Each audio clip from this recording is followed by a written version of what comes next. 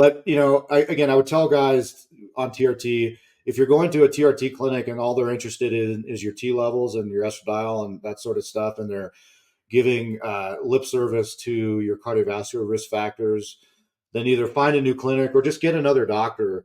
Maybe even see a cardiologist. Yeah. Preferably a younger one that will work with you to reduce that risk. And especially if you're like my family, if you got a really strong family history, don't ignore that. Don't ignore that, because getting a handle on that in your 30s and 40s will pay off for you much later. Because, I love to talk to guys in my men's health practice, but I don't want to see you in the emergency department. Welcome back to the TRT and Hormone Optimization YouTube channel. And back with us as a guest is Dr. Andrew Winge. Welcome back, Andrew. Thanks, Stephen. Thanks for having me back. You're so welcome. And today we wanted to talk with you about cardiovascular risk reduction in men on TRT and maybe another category, men on anabolic steroids. So what can you teach us about that? Well, this is really important for all men, obviously, and it's important for women too. I mean, heart disease is the #1 killer worldwide, and so there's not a lot of point in being hormonally optimized and having a six pack and looking great and feeling great if you die prematurely from cardiovascular disease. So I would like this to be on all men's minds, obviously, and not just men on TRT, but on all men's minds, because it's incredibly important. And so, there's a lot of myths about testosterone, obviously, and its impact on cardiovascular disease. So we can certainly touch on some of those. Most of those myths they're still very prevalent in the standard medical community. Yeah. I still hear it all the time from primary care physicians, a little bit less from cardiologists these days, especially the younger ones that are coming out of fellowship training. I think they have a slightly better understanding of it, but there's still a lot of, I guess the best word for it is testosterone phobia in, not just in the general public, but in the primary care world, certainly. I know that we hear about it all the time in the forums. Yeah. So what can men do practically that are just beginning on their journey on TRT? Is there anything they should do, especially next to the TRT? Yeah, I mean, the recommendations for cardiovascular disease prevention are going to be the same whether you're on TRT or not on TRT, in my opinion. Okay. We know now, obviously, that low testosterone, it is actually a risk factor for the progression of atherosclerosis. So, in many ways, these men, they've done a good thing by correcting their low testosterone levels. But, there's a lot of debate mainly online, and people get very contentious about this sort of thing in terms of, the best way to manage and prevent cardiovascular disease. There are people that are very much pro statin drug, and everything's about lipid levels and lowering Apo B and getting it down basically as low as possible, and then arguing that the other side of the equation, which is metabolic health and inflammation, that sort of thing, is not something that we need to worry about. And of course, you have people on the opposite side that are adamant that statins are poisons. And if you just correct your metabolic health and you improve endothelial function and lower inflammation, and you do all these other things, then that's all you really need to worry about. And the LDL is sort of inconsequential. And they get very contentious and very testy about that sometimes. And I think that both sides have elements of truth to it, but in some ways they're both wrong, because there's data obviously supporting both of those. And I consider myself, I'm boarded in emergency medicine and family medicine. I still am a primary care doctor at heart. I don't have a dog in that fight. I think that you need to address both sides of that equation as aggressively as possible. And how that looks for one man might look a little bit different for another. So there's no question in my mind that that lipids are important. I mean, the data is overwhelming. In particular, Apo B levels. We used to focus a little bit more on LDL-C, which is fine, but I think Apo B is a better marker. Apo B is it's a lipoprotein that carries cholesterol. And I think if you had one test to, basically give you the best 10,000-foot view about what your risk is for atherosclerosis, at least in terms of lipids, Apo B is probably the way to go. So that's become more popular. So it's very important to know what that number is, but you have to take it in context in terms of your other risk factors. And one of the big ones, of course, is family history.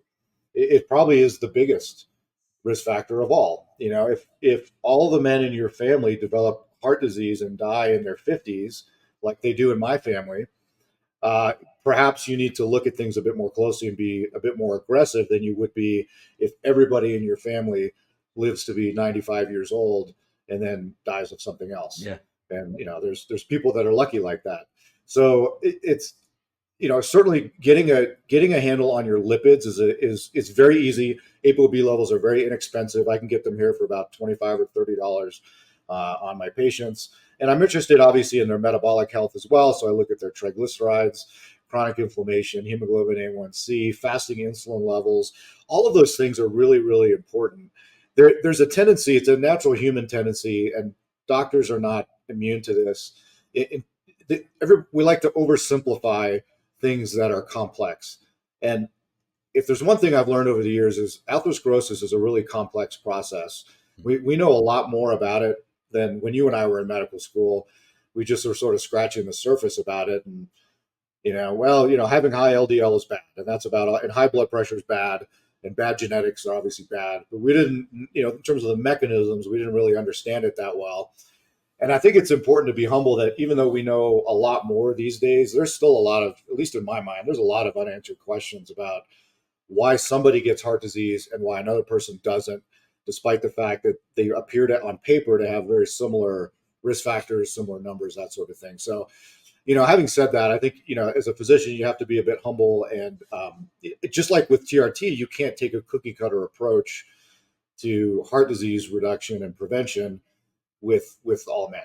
It's not all, you don't just throw statins at everybody, in my opinion, or put everybody on the same blood pressure regimen and then just hope for the best, because, you may help some people, but there's going to be a lot of people that maybe you could actually harm.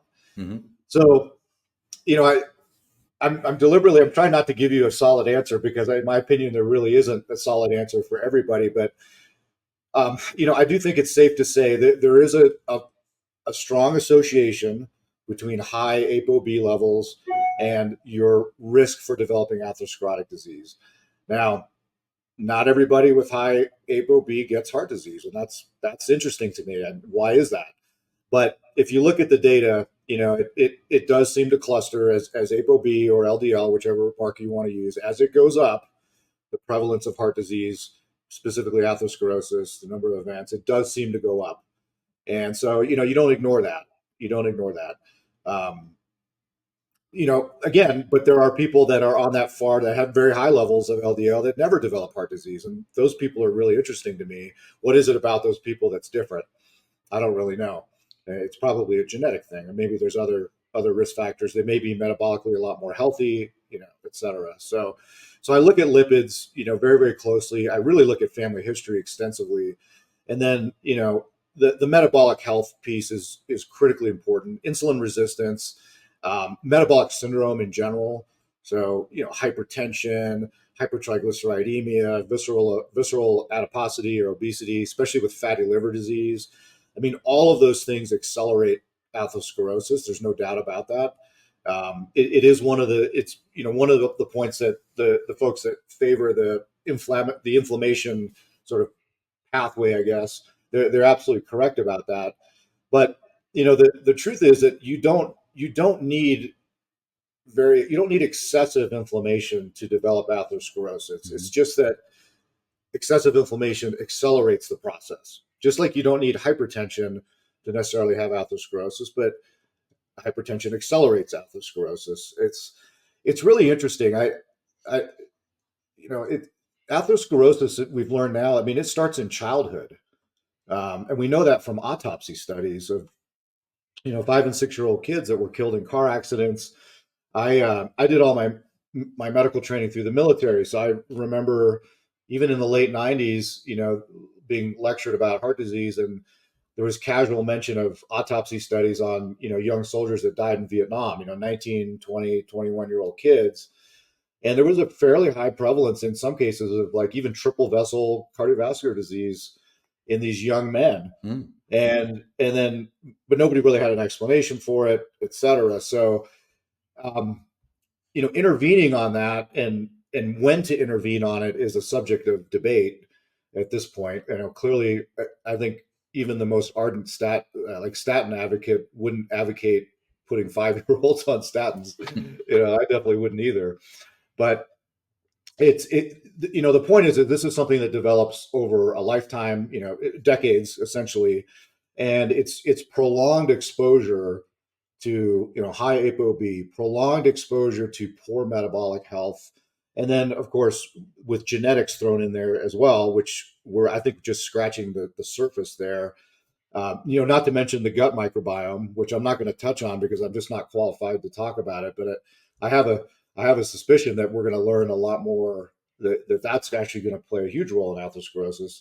I guess but time will tell. So it's just prolonged exposure to this environment that accelerates heart disease is what eventually gets us in our 60s and our 70s, and sometimes earlier. In the emergency department, unfortunately I see guys in their 40s with myocardial infarctions, and it's not uncommon. In fact, I'm seeing more of that now than I used to 20 years ago, which is a bit scary. It's I'm 50 now, and I'm not uncommonly activating the cath lab for guys that are younger than me, which is kind of strange. Yeah. So Yeah. So that's kind of in a nutshell. There are other things that guys can do if you have a strong family history of heart disease, and if you're above the age of 40, getting a coronary calcium score, I think, is a reasonable thing to do. There's pros and cons to that. It will detect calcified plaque. And a calcified plaque, just for the listeners, that's evidence of relatively advanced disease. The problem, of course, with those is they don't detect uncalcified plaque. Mm-hmm. So, and in many ways, those are the plaques that are a bit more likely to rupture and cause problems. And so, they can sometimes give you a false sense of security in that area. And then the final thing I would say, and this relates a bit more to genetics, is I think the primary care docs are getting better at this. The cardiologists have known about it for a while, but screening people for lipoprotein A. So lipoprotein A, just in a gross oversimplification, is a largely hereditary. You can think of it as like a particularly atherogenic LDL particle. And you will capture that. You can get a test for it, but it also is captured in your Apo B level because Apo B is part of that structure. So, but it is highly atherogenic, highly thrombotic, and it's hereditary. Mm-hmm. So, and I know a fair amount about it because I have it. Mm-hmm. I inherited it from my dad, who had his first angioplasty at age 51. Okay. And on my dad's side, we didn't know it at the time, but we had multiple family members that died prematurely, presumably from heart attacks. They were, Norwegian farmers, so they just collapsed out in the field somewhere. Nobody knew, but presumably that's what it was. Yeah. So, I always look at that. I think everybody should be screened for it. It is one of those markers that if it's normal, then you won the lottery genetically. You don't need to worry about it. It's not like it's going to go up at some later point in your life. You either have it or you don't. Mm-hmm. And the challenge with it is that it's very difficult right now to lower it. There's a few ways to lower it, but they're not very impressive. The new drug Repatha, which is one of the PCSK9 inhibitors, will bring it down a little bit. The interesting thing, though, that the TRT community should know about is testosterone actually will bring down Lp(a). And it's highly variable, but you'll see like 20, sometimes 30% reductions in Lp(a). The interesting thing is that that's probably largely due to its conversion to estradiol, because we know that women with high Lp(a) levels, they don't develop those higher levels a lot of times until they're postmenopausal. Yeah, right. So the estradiol suppresses it. And then when they lose their estradiol, of course, then it starts going up. And that's, of course, when they're risk of heart disease catches up with the men. Right. So yet another reason, like, not to block estradiol, right? Not to take aromatase inhibitors.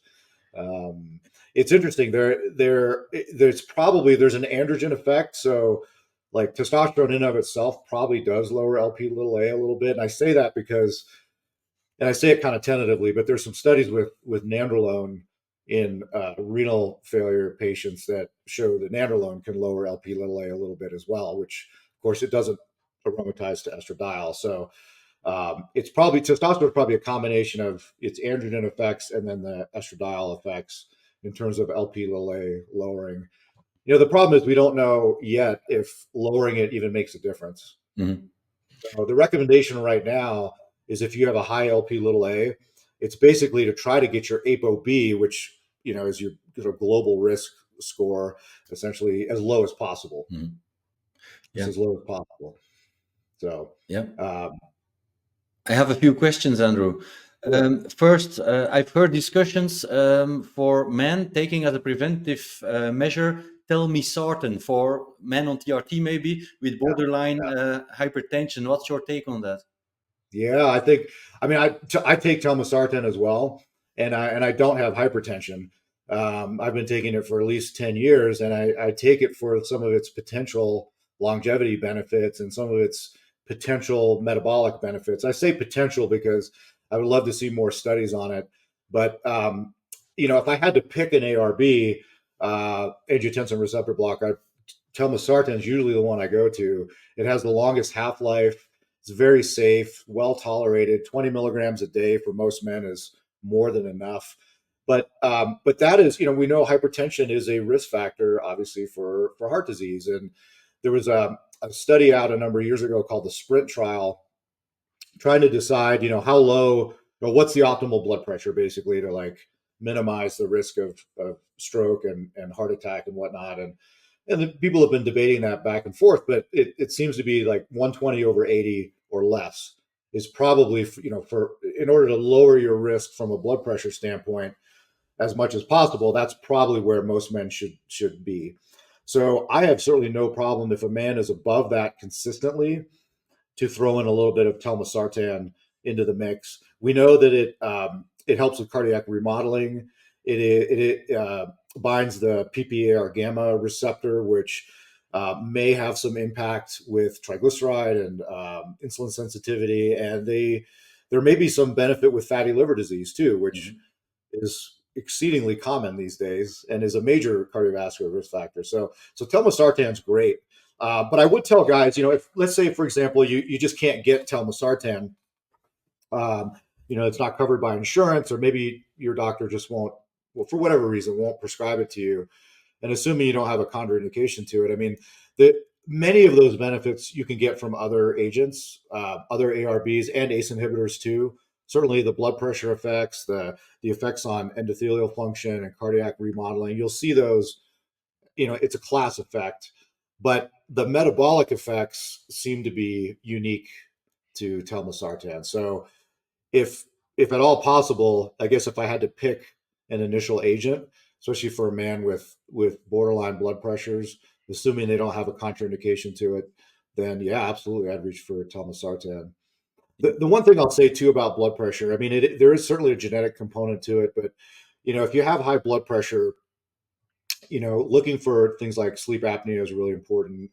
Taking a good long look at yourself in the mirror, and if you're carrying 20 pounds of extra body fat, that may be what you need to lose that to get under that 120/80 number. And it's always preferable to do things from a lifestyle standpoint, in my opinion, than rely on pharmaceutical drugs. But there certainly is a place for pharmaceutical drugs.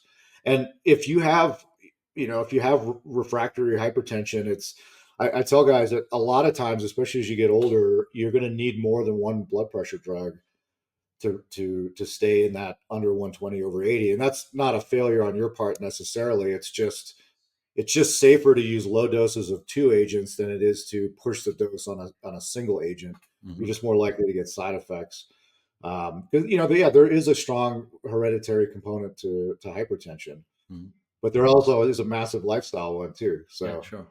So yeah, that is the mainstay. I know we're probably going to talk a lot about drugs and stuff for cardiovascular disease prevention, but just for the record, I mean, its lifestyle is number one, number two, and number three on the list for prevention. And then at that point, you have to assess you and your doctor assess what your personal risk is and decide where you want to get that Apo B level, where you want to get your blood pressure, etc. Mhm. So Another question on another drug, metformin. I know it's also yeah, given for longevity reasons. yeah, It also works on metabolic syndrome, of course. sure So is that does. also Yeah. one of the ancillaries to prevent I cardiac wouldn't risk? I don't reach for it as much as I used to. Certainly, if you're diabetic or pre-diabetic, the data is pretty clear that this is a beneficial drug in so many different ways, including perhaps for longevity purposes, for potentially for cancer prevention, et cetera. We really need more studies on people who are already metabolically healthy. What if any benefit is there to metformin? My personal opinion and my suspicion is that there's still going to be some benefit there. Perhaps not as much as with our diabetic and pre-diabetic guys, but I think his name is Neil Barzilai. He's out of Israel. He's a longevity researcher, and I think he's in the middle of doing a very big study on metformin in otherwise healthy individuals. And I hope we'll get some clarity on that. Having said that, I mean, metformin it's exceedingly cheap. It's exceedingly safe if assuming you don't have significant GI side effects, which some men do. Uh, I don't see much issue if a man wants to try metformin. This whole they always used to scare us in medical school about lactic acidosis, and I can tell you in 23 years of both inpatient and outpatient care, I've never seen it once. Hmm. I saw one guy that I thought may have had it, but it turned out he didn't. So I Mhm. think it's vastly overblown. I think it's a good drug. It may help alter the microbiome in favorable ways. Yeah. I've heard some speculation on that. So I'm not as eager about metformin as I would be about telmisartan, but I also don't try to talk guys out of it necessarily because this is just my personal opinion. I think when these studies finally come out, I think we'll see some benefit there. And Mm. I see very little downside for most men especially at low dose, like even just 500 milligrams of an extended release metformin may be enough. I don't really think that, like you and I would need to take a gram twice a day. That might be excessive and unnecessary. So, Okay. Circling back yeah. to the previous video we did, for sure you're recommending working out to men on TRT as a Oh, yeah. part of minimizing that risk. But there's also a myth that doing cardio is much better for the heart than resistance Yeah. training. What Yeah. about it? That's a myth. Yeah. That also is a myth as well. It is, especially a high intensity exercise. I mean, you derive many of the same benefits. You improve endothelial dysfunction, nitric oxide production. I'm not against cardio. I do cardio. I think it's good to do cardio. I think it's good to do both. There is a direct association with how good your VO2 max is and your longevity, morbidity and mortality. So I do think that keeping your VO2 max as high as you can for your age group and for your genetics is probably in your best interest. But you can also get benefit there with high intensity weight training as well. So I encourage my patients, and what I do for myself, I do both. Hmm. I do both. Okay. I have to admit, I like my weight training more than I like my cardio, but that's just me. One last thing for men on anabolic steroids who are still Oh cycling, yeah, whatever the age. What yeah. special Those, changements do you recommend there to the recommendation? yeah.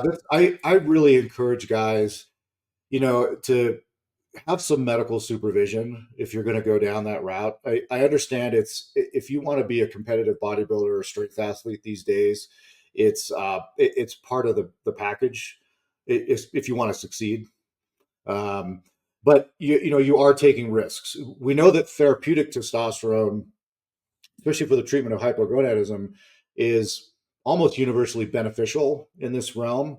But when you start talking about not only super physiologic levels of testosterone, but especially when you're dealing with synthetic derivatives of testosterone, which are unnatural to the body, that also have a number of unnatural metabolites, now you're getting into areas where you're upping your risk. We know that very high androgen loads will lead to cardiac hypertrophy. There's some good studies in animals showing that it can make you prone to cardiac dysrhythmias, and it certainly does not benefit your lipid levels in any way. You'll see, HDL levels tank. You'll see some really unfavorable changes in LDL as well, and obviously the blood pressure issue. I mean, there's so many bodybuilders now from the 80s, the 90s, and actually even younger now, newer guys that have chronic kidney disease as a result of primarily uncontrolled hypertension that they ignored. So I understand. I mean, doctors can be pretty judgmental when it comes to anabolic steroid users, and these guys, they don't want to be lectured to. And so when I talk to a guy like that, I don't do that. My focus, I certainly, do I try to get them to stop? Of course, but again, in 20 years, I've never been successful in talking a competitive bodybuilder or strength athlete to stop anabolic steroids. Yeah. Not once. And so, but what I have been successful in doing is in dose reduction, because many of them think that they have to take, really high doses necessarily to get the effect that they want. And that's not always the case, and I'm not a steroid guru. I'm not a bodybuilding coach or a powerlifting coach. So I don't pretend to be an expert in the realm of anabolic steroids, but I have seen guys do very well with lower doses and therefore mitigate the risk. So those guys, again, this gets back to Telmisartan. Many of them I will put on Telmisartan because they're particularly prone to blood pressure issues. They tend to have very high aldosterone activity, sodium retention, fluid retention, that sort of thing. And I don't shy away from lipid lowering medications in those guys, because I routinely see LDL levels, especially with things like tremolone, in the 300 to 400 level. And granted, it may just be for short periods of time, but many of these guys do this stuff year round. And so I'm concerned that they're laying down plaque, and that, I try to get them to lower their doses, and I do use medications to mitigate that risk. But it's important that they know, I mean, and I'm very blunt about this, that I'm lowering your risk. I'm not taking it away. You're still doing something that is risky to you long term. So be smart about it. Yeah, Be sure. smart about it, and I'll work with them. Again, I don't judge, but I really try to lower these guys' doses as much as possible. And just I see my role as a doctor as an educator, and the days of me telling people what to do are long gone. Yeah. As a physician, I do my best. I try to give you good advice based off what I know and my experience. But if you don't want to take that advice, it's okay. You're not going to hurt my feelings. But I don't have an agenda, other than just helping you. Yeah. But if ultimately we're all responsible for our health, and I think I've become a lot more libertarian as I've gotten older. And it is your body, and if you should be able to do what you want to it. But I just say please be as safe as possible. Right. Yeah. So yeah, thank you so much, and see you in the next one. Oh, thanks, Stephen. Yeah. Leave a like and comment under this video, and check out my new ebook Acne on TRT.